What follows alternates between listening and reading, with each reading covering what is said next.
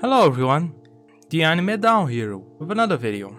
This time, we will be looking for the first time into Korean Webtoons or manhwa.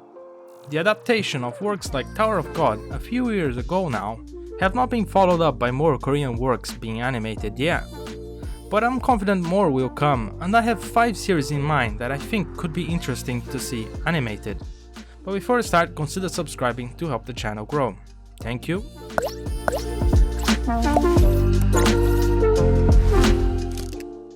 Before we jump in, I have to make an amendment.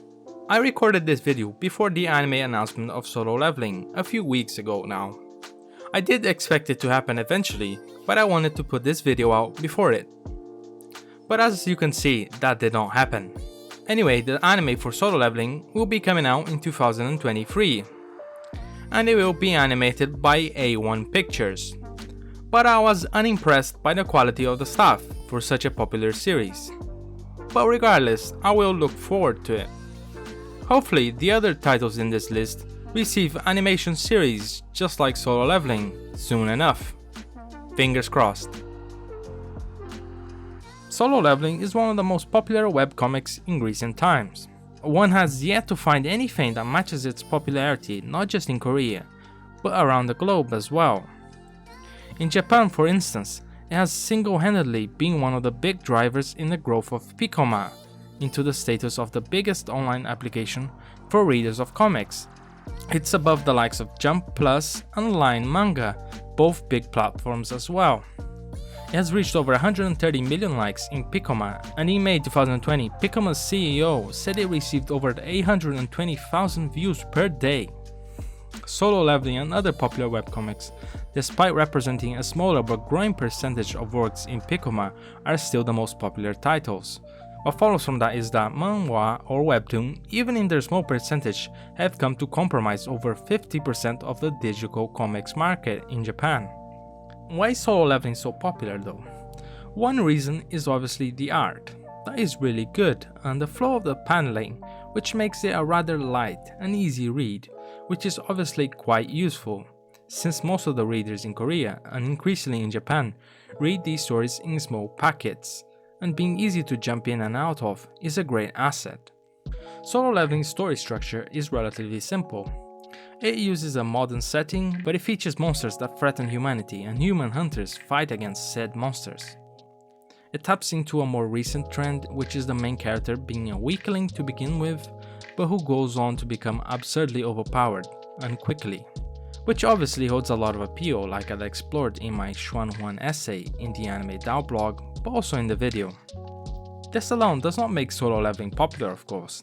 The quality art, action scenes, and character designs that people feel visually attracted to are also elements that add to the series. The high level of popularity and this mass appeal element allows it to be really popular with modern day audiences and makes it a prime target for an animated series. However, apparently it has a live action series in the works by an American studio.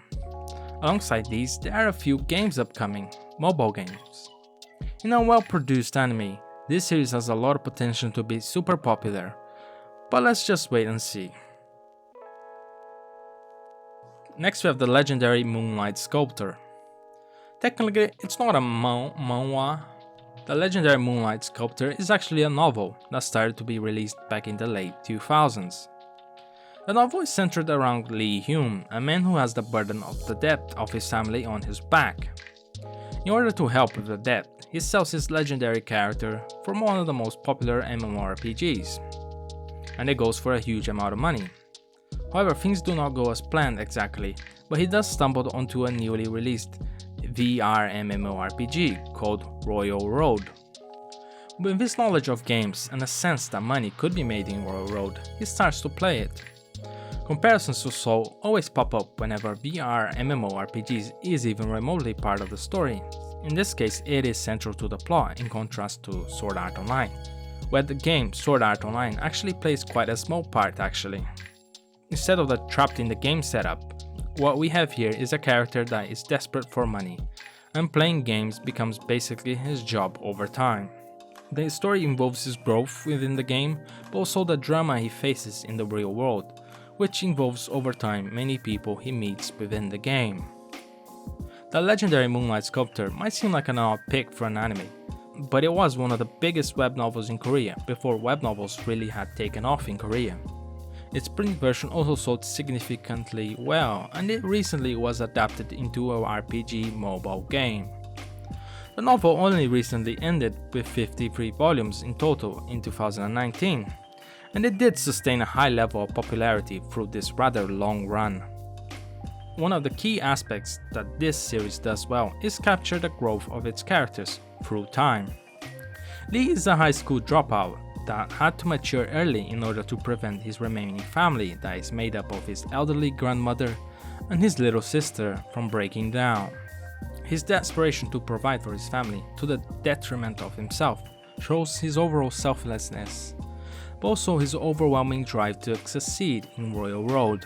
He is very likable and has some of the main characters' luck prevalent in web novels, but in general they are likable characters and nostalgic for me since I played many MMORPGs in the past, especially Korean ones, and the author's passions for them shows in this series. Next we have Kisswood. Kisswood is one of my favorite manhwa, and whilst the idea of an animation for it is kind of laughable at this point, because it ended quite a while ago and it was never really that popular. So after saying why this might not be animated ever, now I will say why I think it should. One of the elements of Kisswood is its theme. It's clearly a work focused on delivering an environmentalist message. In fact, the author was later hired to do a short manhwa for the British Council that aimed to raise awareness of environmental destruction. This theme I think has strong links with society nowadays, and it would be interesting to see a story that handles this theme in an animation. However, it's not just that, Kisswood is also a great series. In it we have the main character who is estranged from the rest of his family because of his deep fascination with plants. His niece, the closest family he has, frustrated by his lack of affection, shows her anger at his obsessive focus on plants that has made him be ostracized by everyone. However, the following day the main character awakens in the strange world. In this strange and intriguing world, the main character has to find his way back home somehow. I will avoid spoilers, but Kisswood has a clear narrative focus that it builds carefully, as the main character discovers things about the new world. Kisswood also manages to deliver adventure, excitement, as well as emotional impact, and various messages through subtle moves. These elements all are imbued in a story that ends with 32 chapters. It's a grounded manhwa that clearly was planned from start to finish. But within these 32 chapters, it still manages to speak about various social elements and touch on how these impact the planet. In conclusion, we have a work that manages to be very well constructed, and the work is coherent and engaging. In short, I would love to see this animated. Next we have Bastard. Bastard is one of the most popular and well-rated manhwa. It is like Kisswood, also a series from the early 2010s, that ended a couple of years ago. An animation for it would be really interesting to see, for various reasons, but the primary one for me is that it covers a genre that is not widely represented in anime, thriller horror. Bastard is a great thriller horror series. It follows a high school student that lives with his father.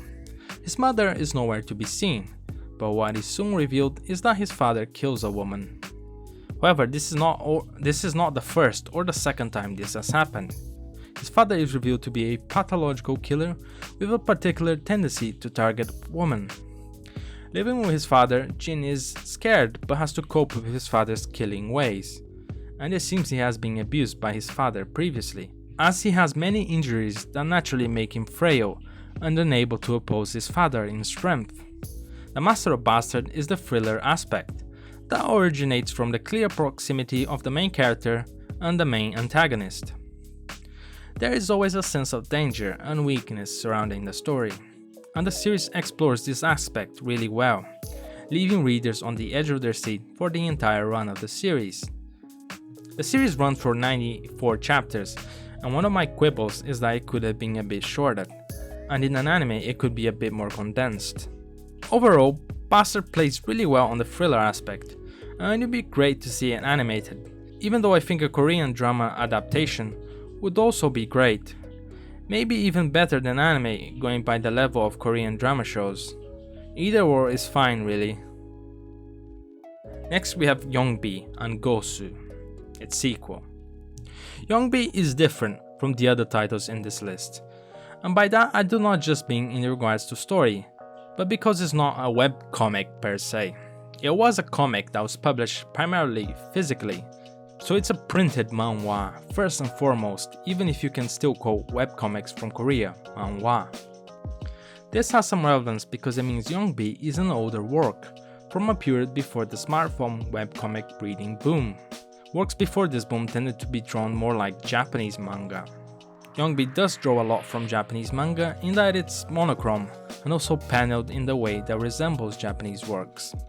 However, it's a story in a genre that is more prevalent in Korea, but also in China. It's a martial arts story that focuses on the muring, or in Chinese, wuling, and they all draw from Jinghu. Jinghu translates to rivers and lakes, and it refers to the outskirts of the cities and civilization, where masters of martial arts lived in the margins of society. Yongbi draws heavily on that, but it blends elements of manga as well. First of all, Yongbi is a comical character that seems to take everything lightly, whilst he apparently travels searching for riches. In this search, he makes a few enemies and also friends, but as the story develops, we see a different side to Yongbi, which gives his journey a new meaning. There are not a lot of animated products that reflect this sort of story. In Donghua there are a couple of series, but they're mostly in the xianxia genre, that takes a more fantastical spin on the Jianghu theme. In addition, Yongbi is a top quality work in the genre that could really popularize this really traditional and interesting genre. So that was the video, guys.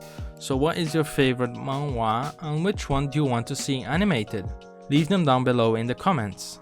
And don't forget to subscribe, ring the bell and check out our blog. Catch you guys later.